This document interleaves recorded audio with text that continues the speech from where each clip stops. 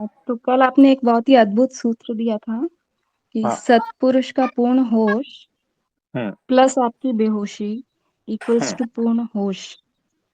तो इसका हमने तो कुछ इस तरह से विश्लेषण किया है कि एक हम्म। छोटा अबोध बालक जो अपनी हम्म। माँ के आंचल में है, तो हम्म। वो पूर्ण निश्चिंत भी है और सुरक्षित भी है। हालांकि वो बेहोशी है, पर हम्म। क्योंकि अपनी माँ की शरण में है, तो एक तरह से वो पूर्ण होश में ही है। तो इसी तरह जो जीव सत्पुरुष की शरण में आ जाता है, तो उसे पूरी तरह समर्पित हो जाता है, तो बेहोश होने के बावजूद भी सत्पुरुष के होश का आधार उसे मिल जाता है। हाँ। तो हमने तो कुछ ऐसे समझा है, अब आप अपने दृष्टिकोण से इसे समझाइएगा। एग्जैक्टली ऐसा ही है। तो ताजा ताजा जन्मा हुआ छोटा बच्चा किसी का भी हो, उसकी रक्षा कौन करता है? वो टोटल बेहोश ही है ना। तो छोटा बच्चा जो जीरो होश में है, प्लस उसका माता जी जो पूरे होश में है, ये दोनों का कॉम्बिनेशन है ना, होश ही होता है।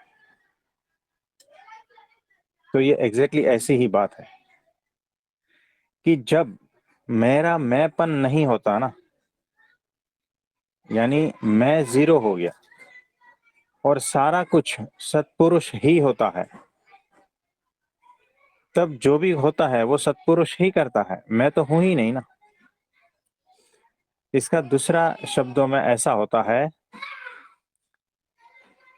कि सत्पुरुष की आज्ञा, उस हिसाब से जब मैं अपना जीवन बनाता हूं, तो मेरा अपने में कुछ नहीं होता, सारा कुछ सत्पुरुष का ही होता है। यानी किस बात का होश? संसार व्यवहार जो भी कुछ कर रहे हो, हमें कुछ भी पता नहीं है। वो सारा कुछ जानता है, सत्पुरुष ही सारा कुछ जानता है, क्योंकि वो पूर्ण होश में है। तो उसके हाथ में हम तो सिर्फ इंस्ट्रूमेंट है।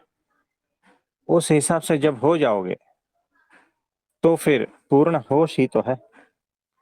यानी कोई भी संख्या ले लो, plus zero is equal to वही संख्या हुई, है ना। तो ऐसा है। तो पूर्ण होश सत्पुरुष का और उनकी आज्ञा का पालन, यानी मैंपन खत्म, वही प्रकट हो जाएगा, वही होश है पूर्ण रूप से। तो ये एग्जैक्टली बराबर विश्लेषण किया है आपने। और सत्पुरुष ही मेरी आत्मा है, यानी ये जो है कॉम्बिनेशन अद्भुत है। तो हमारा होश कितना होता है? अगर हम होश में भी आए तो कितना होता है? जो छोटा बच्चा है, अगर वो 1 साल का है, यानी कि वो थोड़ा होश में आया है, लेकिन उसे आग के बारे में पता नहीं है। उसको पता नहीं है कि इसमें से इसका कोई नॉलेज नहीं है उसको, कि उसमें जाएगा तो जल जाएगा, ऐसा कुछ भी नॉलेज नहीं है। तो होश में तो है, लेकिन अभी भी जो है माँ के हिसाब से वो बेहोश है। आप समझे? तो हम कितने भी होश में आए ना, फिर भी सत्पुरुष के हिसाब से हम बेहोश ही है, यानी उसके सामने हमारा होश जीरो ही है अभी भी। तो हम चाहे अपने को होश में कह ले या बेहोश कह ले, है ना, ज्यादा कुछ फर्क नहीं पड़ता है। अगर सत्पुरुष के हिसाब से हम कंपेयर करें, तो उनके होश को कंपेयर करें, तो उनके होश को सामने रखते तो हम पूर्ण रूप से बेहोश ही है, चाहे हम कितने भी होश में आए। तो जब उनकी आज्ञा का पालन करते हैं तो पूर्ण होश, रिजल्ट वही आता है, पूर्ण होश का ही। तो हमें उससे जुड़ जाना है, हमारा छोड़ देना है, बात खत्म हो गई। तो ये है। इसमें कुछ और पूछना चाहेंगे? जी, प्रभु जी। तो परमात्मा में तो बेहोशी बहुत ही आनंददायी होती है, पर ये जो हाँ। जगत के प्रति जो बेहोशी है वो बहुत पीड़ादायी होती है। तो ये जो साधारण हम सब माया के जो जीव है, वो अनादि से बेहोशी है, बेहोशी में ही पूरा जीवन गुजार देते हैं। तो अब सामाजिक पारिवारिक दबाव के चलते या कभी कभी स्वेच्छा से भी इसी बेहोशी में हम शादी भी कर लेते हैं, बच्चे भी पैदा कर लेते हैं, और बेहोशी में उन बेहोश बच्चों की परवरिश भी कर लेते हैं। तो इन कृत्यों से फिर जिंदगी भर दुखी और पीड़ित भी रहते हैं। तो क्या इसी तरह बेहोशी की धारा में बहते रहना उचित है? बिल्कुल भी नहीं।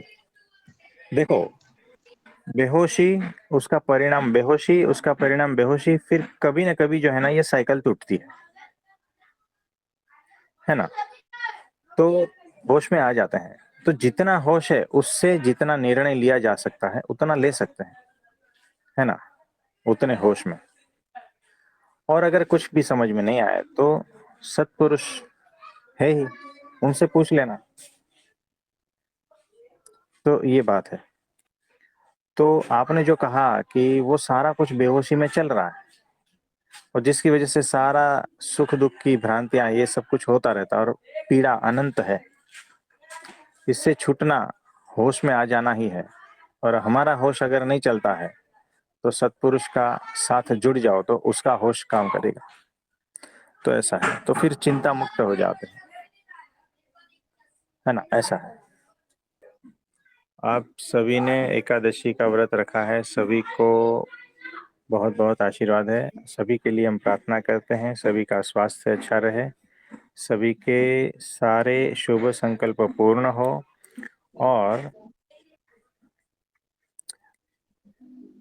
घर परिवार में शांति रहे, परमात्मा का अखंड आनंद सब पर बरसता रहे, सब पर परमात्मा की कृपा बरसती रहे, सब तन से मन से और धन से सभी प्रकार से सुखी हो, ऐसा भगवान से प्रार्थना करते हैं।